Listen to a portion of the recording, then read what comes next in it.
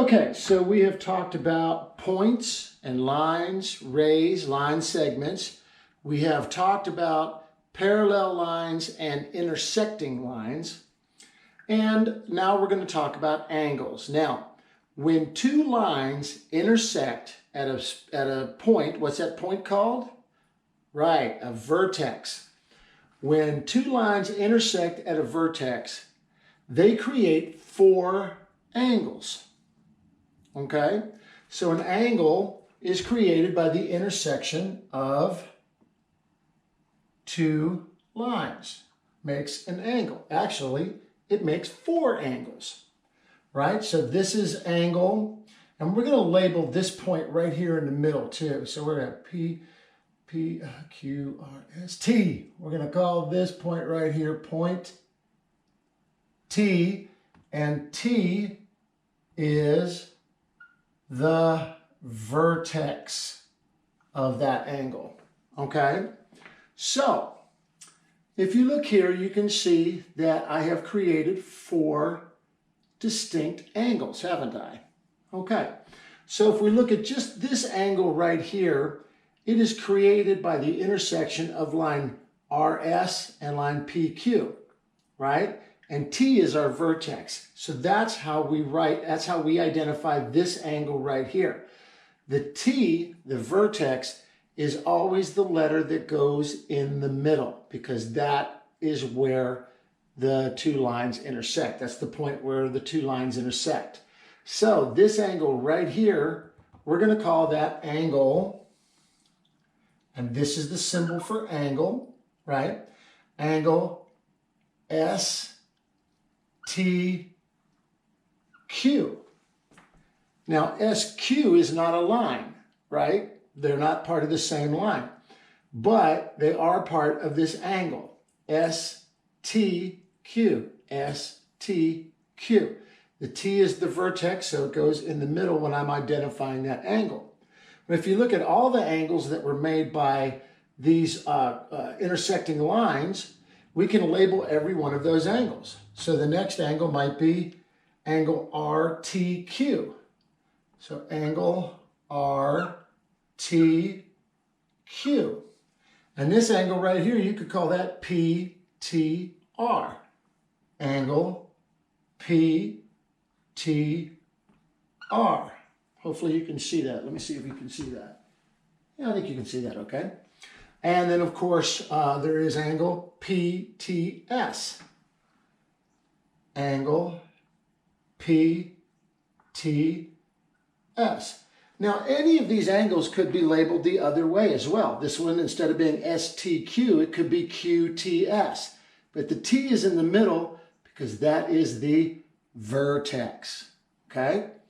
Now, we need to be able to measure angles, and to do that, we have to realize the relationship between a circle and two intersecting lines. As you can see, I've drawn a circle around the T, and I used a mason jar lid to draw that circle, so it's not perfect. It doesn't need to be for us to understand, right? But the way we determine the degrees of an angle is that there are 360 degrees in a circle. So if I start at any point on the circle and go all the way around back to where I started, that would be 360 degrees. Okay? I know that's getting kind of crazy, but that's kind of how we do it. All right, so, and just looking at this, and I did not use a protractor for exactness, but I'm going to say that it looks like angle STQ, this angle here, STQ, is about 50 degrees, okay? Now, angle PTR right here, is going to be the same as this angle, because you can see the way the line comes through, it's going to take up the same amount of circle on both sides. So it is also going to be 50 degrees. Does that make sense? I hope so. All right. That's a lot, isn't it? It really is. All right, so here's a question for you to think about. If angle STQ is 50 degrees and angle RTQ, and I didn't do that right, sorry, angle PTR is 50, oh, and by the way, the symbol for degrees is a little circle like that, is 50 degrees, then what is angle PTR? What is angle, no, we have angle PTR, sorry. What is angle RTQ? What is angle PTS? These two angles, right? Well, there's a way to figure that out because remember that circle has 360 degrees, right? So if we take 360 and we subtract the 100 that we know about, that leaves us with 260 degrees.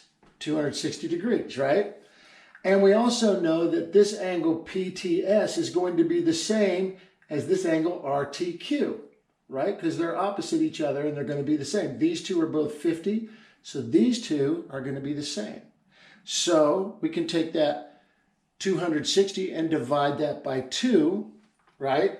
So 260 divided by 2 equals 130 degrees. So angle RTQ is 130 degrees and angle PTS is also 130 degrees, right? Well, that's interesting. 50 plus 130 is 180.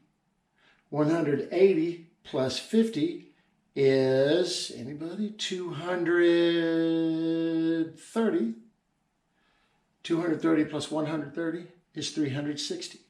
So in other words, it's really important that you know that if you have intersecting lines, the total of degrees of all four angles will always be 360 because a circle is 360. I know that's a lot. That's a lot to take in, isn't it? All right, well, we're going to go for one more little concept here. Over here, you see we have intersecting lines, right? But there's something different about these intersector lines. Can you see what they are? Can you see what's different about it? Right. One of the lines is straight up and down, and the other one is straight across. Kind of the opposite of parallel, isn't it? And this angle, this angle, this angle, and this angle are all equal, right? Well, to figure that out, you have to figure out 360 divided by 4, right? Well, 4 goes into 36 9 times. 4 goes into 0 0 times. So each one of these angles is 90 degrees. So this angle right here, let's call it L, M, and we'll call this one Y and Z. Remember, you can name these points anything you want, right? Hopefully you can see that one okay. Let's turn the camera just a little bit that way. Hopefully that'll help. All right, so you can see that angle, oh, and we got to name this, sorry. We're going to call this X. And X is our what? X is our vertex, okay? That's the point where the two lines intersect. All right, good. So angle LXZ equals 90 degrees. Angle LXY equals 90 degrees. Angle YXM equals 90 degrees, and angle MXZ equals 90 degrees. And 90 times 4 equals 360. When an angle has 90 degrees in it, there are two things that you have to know.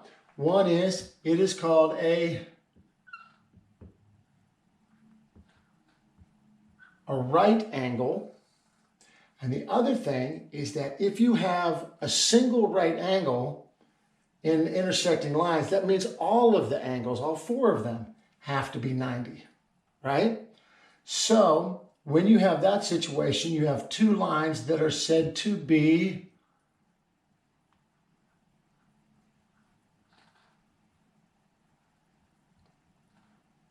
I'm going to run out of room. Got it in there, perpendicular. Those lines are perpendicular, okay? Now I could take this whole thing and move it over this way, and the angles would still be right angles, so those lines would still be perpendicular. It doesn't have to be straight up, because you're just thinking that in terms of the ground, right? This one is parallel to the ground, and this one is straight up and down from the ground.